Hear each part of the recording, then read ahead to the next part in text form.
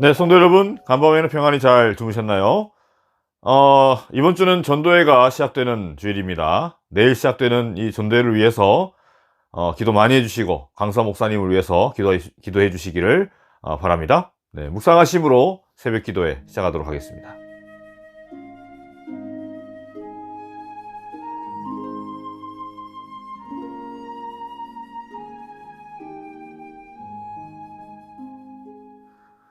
네, 다 함께 시작하는 찬미는 찬미가 140장 주 십자가 바라봄으로 찬양하도록 하겠습니다.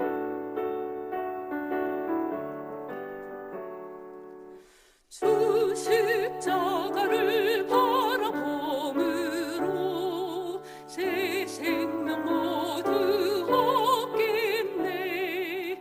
이 세상 영광을 버리고 나만 십자가 바라봅시다.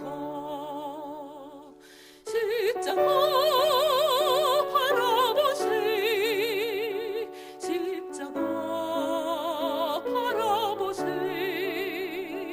값없이 생명수를 바라보므로 왔네. 성경 말씀을 의지하면서 십자가 바라봅시다.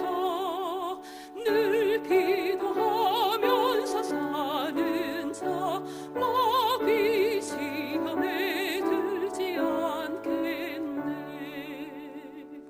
십자가 바라보세. 십자가 바라보세. 값없이 생명수를 바라보므로 왔네. 가만 십자가 바라봄으로 영생과 복락 얻겠네. 이 세상 시험을 당할 때 바라봄으로 힘을 얻겠네.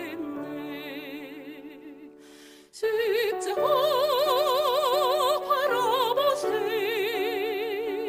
십자가 바라보세. 값없이 생명수를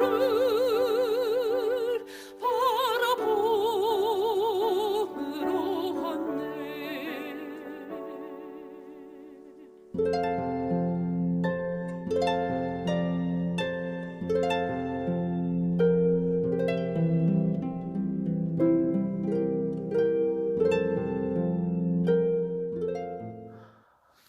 오늘 말씀의 제목은 지난 금요일에 이어서 아브라함에게 하신 약속 두 번째 시간이 되겠습니다. 주제 말씀은 로마서 2장 25절 26절 말씀입니다.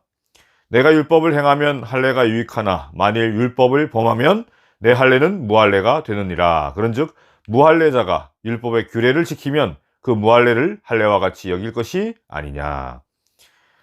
오늘은 할례에 대한 말씀으로 지난 금요일 이후의 말씀이 되겠습니다. 네, 하나님께서 아브라함에게 아들을 약속하셨습니다. 그러나 그 약속 시간이 늦어지니까 아브라함은 그 믿음의 조상이라는 수식어가 부끄럽게도 아내 사라의 말에 따라 하갈을 통해 누굴 낳죠? 이스마엘이라는 아들을 얻습니다. 그러나 이 일은 분명히 하나님의 뜻이 아니었고 범죄였습니다. 그리고 그 범죄의 결과로 무려 13년 동안이나 하나님께서는 아브라함을 내버려 두십니다.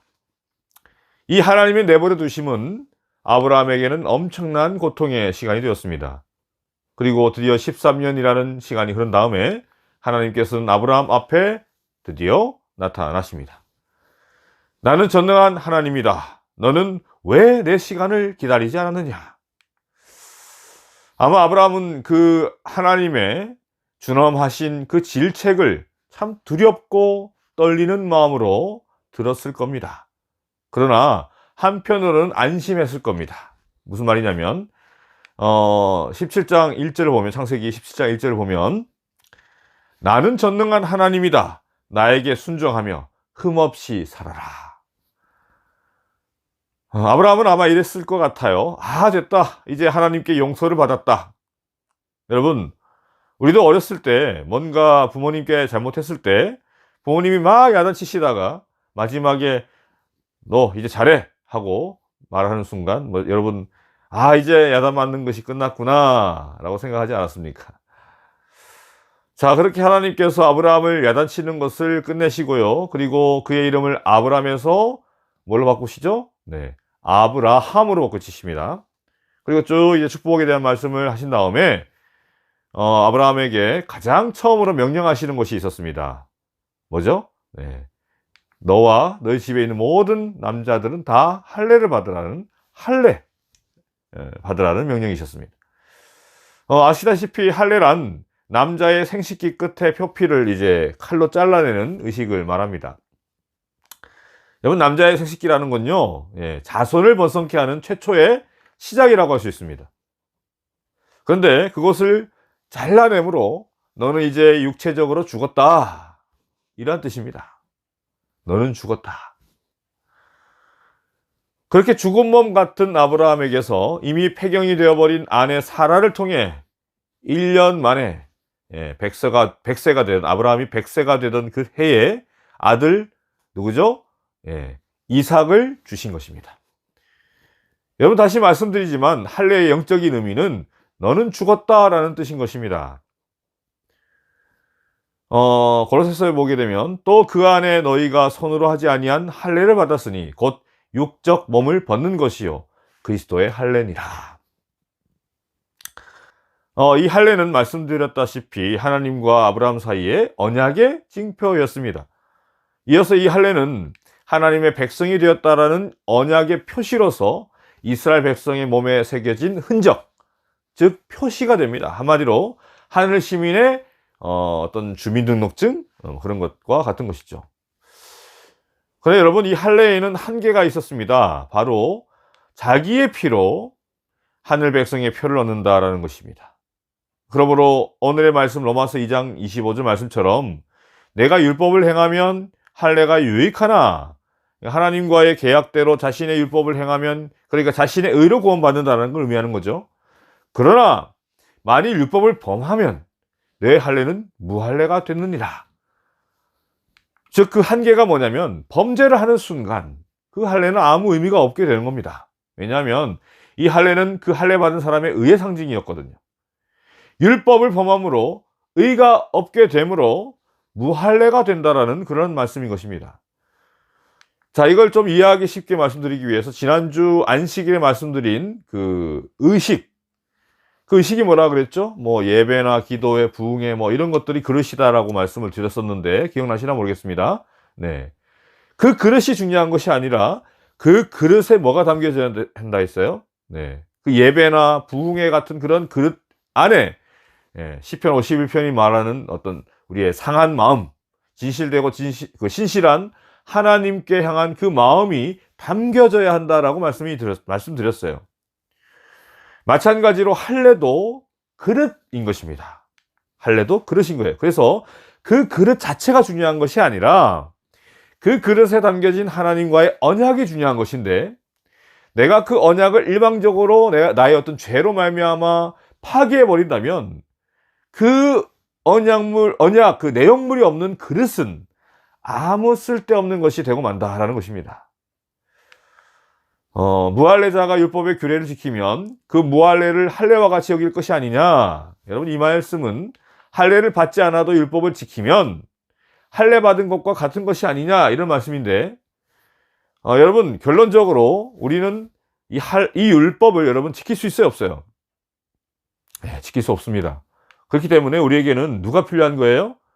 네, 우리 예수님이 필요한 것입니다. 그래서 그 예수님의 죽으셨다가 다시 살아나신 그 표적이 우리에게는 필요한 것입니다. 그 표적이 뭐예요? 네, 바로 침례이고요. 그 침례 예식을 통해 우리 마음에 할례를 받는 겁니다. 할례는 겉에 나타나 있는 어떤 표식이었지만 우리 마음에 하나님께서는 할례를 행하시는데, 그것이 뭐냐면 바로 침례라는 것입니다. 여러분, 할례 의미가 뭐라고 했죠? 네, 나는 죽었다. 네. 그러나 여러분, 부활의 예수님으로 말미암아 우리는 그 침례 의식으로 다시 살아난 것입니다. 여러분, 이것이 바로 할례와 침례의 차이점인 것입니다. 그러므로 여러분, 죽은 사람으로 살지 마시고 오직 산 사람으로 사시길 바랍니다. 그리하심으로 예수 그리스도의 은혜로 하나님께 순종하며 흠없는 삶을 사시게 되는 저와 여러분이 되길 간절히 바라며 오늘 말씀을 마치도록 하겠습니다.